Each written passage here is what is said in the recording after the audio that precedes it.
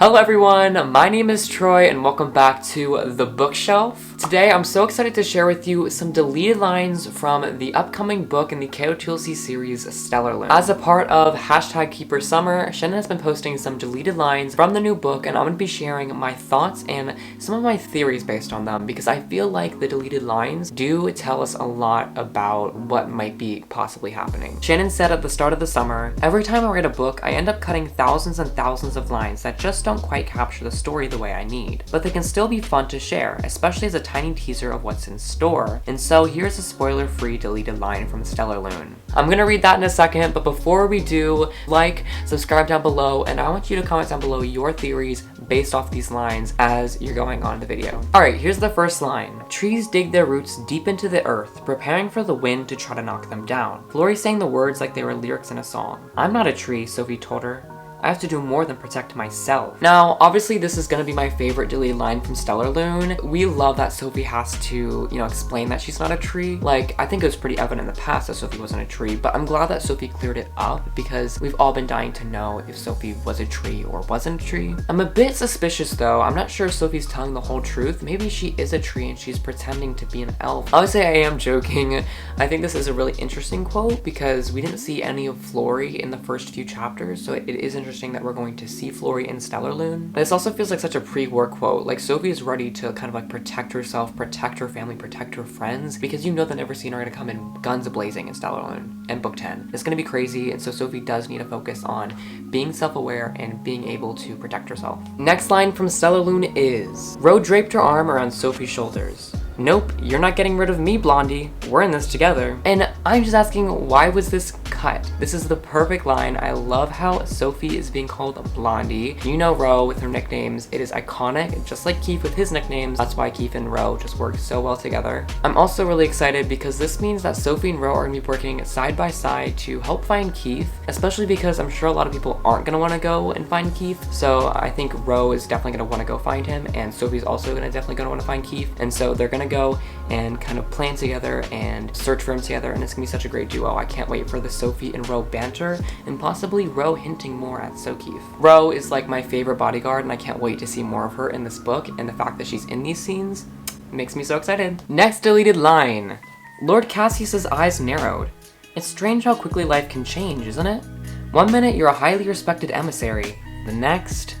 Yeah, we all feel very sorry for you." Ro mimed gagging. I love this line. Again, I don't know why they keep cutting Ro's iconic comebacks, but I guess it makes sense for Shannon. So this is really interesting how we're also seeing a lot of Lord Cassius in these lines, which makes me think that Lord Cassius is going to start to care more about Keith and really want Keith back. I feel like there's potential for a redemption arc, which I thought about this for a long time, thinking about a Cassius redemption arc, if that was a good idea or a bad idea because of all the trauma that he gave Keith. But Keith really does deserve better, and so even if it's just a little bit, even if Cassius can express his love even the tiniest amount, I feel like that could just help with Keith so much and getting him that closure from his childhood into this new life that he's having right now. And of course I'm excited to see Ro and Cassius banter. I love it. I always love it. Next line is, "Ro smirked. Only Lord Pretentious Pants would have a private thinking spot." Not the comebacks, and I'm still so upset about this. Why is Shannon cutting out all these amazing lines? It makes no sense to me. Lord Pretentious Pants. You cannot get better than that. Lord Pretentious Pants. That's the most amazing nickname I've ever heard, and Shannon's really good at coming up with those funny nicknames. I love it. It's interesting though that we're gonna get more scenes within Lord Cassius's house. I don't know how I feel about that. I don't know. But hopefully Keith will be able to come back home to his house. I'm really upset. Next deleted line is, "Honestly, Miss Foster, you really should try managing your anxiety," Lord Cassius told her. "You endure so much unnecessary stress." "I'll keep that in mind once I don't have people constantly trying to kill me," Sophie snapped. I love Sophie for going off on Lord Cassius because it's not unnecessary stress. Keith is gone. Why are you not stressed, Lord Cassius? Her friends are all very disconnected at the moment.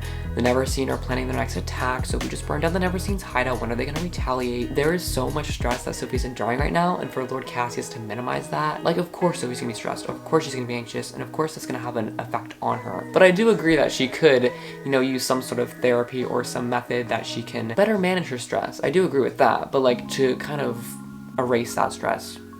Now this has to be my favorite line, it's so sweet. But Sophie wasn't ready to give up on Keith yet, even if everyone else was. I've already gotten chills from reading the first 3 chapters. If you know, you know. Like, you probably got chills as well if you're a Sokeef shipper. I don't know how I'm gonna react if Sokeef actually happens in this book. I'm going to probably cry. I'm going to get chills because we've been waiting for this for years and it hasn't happened yet. It's only happened in fan fictions and fan art. And so for it to actually be canon, that like it makes me like want to cry. Like I'm like everyone else is doubting Keith and Sophie is gonna be there for him, and like I'm like so emotional about it. So let's just get to the next one. But oh, I'm like so emotional right now about Sophie and Keith and their reunion. I don't know what's gonna happen, but I need it to happen in Stellarlune, please. Either way, Sophie had lots of weird feelings about family. It was so odd, feeling like she had too much and not enough all at the same time. Now this one absolutely destroys me because Sophie has had to, you know, go through a lot in terms of her family. She's had family like gone and then come again, and her adoption was canceled. Like she's had a lot of ups and downs within her family, and I love how she can find family within Lost Cities in her friends. I feel like that's so important. But in terms of theory sides, I do have a theory about this deleted line, and that's Sophie is going to be seeing her family in this book. Why would she be talking about family if she hadn't gone to the human world to find Keith and also find her family? I know a lot of people theorize that Sophie will go to Amy and see if Keith is hiding at Sophie's old house. It could be a potential thing. We're not sure, or maybe Amy will go and help them find Keith. That would be so amazing. But I really do want to see Sophie check up on her family because it has been at least, I think, 3 books, because it was Nightfall last time we saw her first original family. Shannon has issued one more post that I thought would be good to share to you guys. I'm reaching the end of a very intense Stellarlune deadline, which means I'll be spending the week hiding in a hotel because 20-hour workdays aren't possible around my 15-month-old. Writing scenes that have lived in my head for more than 10 years. No pressure, also send caffeine. Oh, the way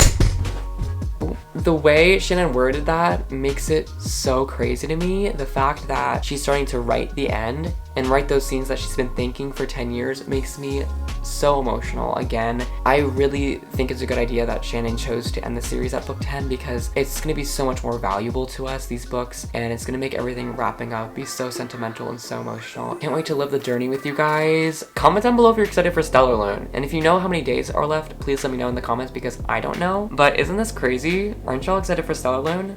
Okay, so that does wrap up this video. Thank you so much for watching, and I really hope you do. Leave a like down below if you want to see more videos like this. Please comment down below with your thoughts, your theories, and again, how many days are left until Stellarlune. Make sure to follow our TikTok. Thank you for 500 TikTok followers in only 10 days. Y'all are insane. Love you so much. Thank you for supporting that. I hope you guys have a lovely day, and I will see you guys next time. Bye!